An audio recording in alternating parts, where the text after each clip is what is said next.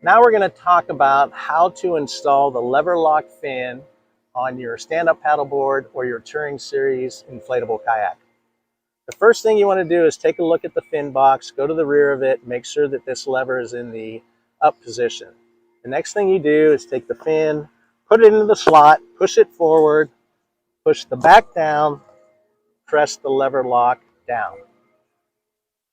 Give it a little tug to make sure it's secure, and you're ready to get on the water. In order to remove the fin, it's very simple. Just lift the lever lock, pull the fin out, and it's ready for storage. Occasionally, you may receive a fin that doesn't quite fit into your fin box.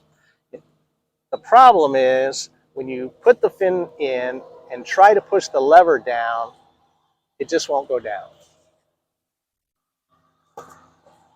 If you remove the fin, you'll see two round pieces of plastic on the front of the fin.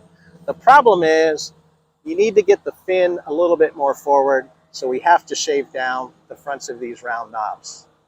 The easiest way we found to do that is if you have a file, simply 1 or 2 millimeters at a time, file down the round pieces on the front.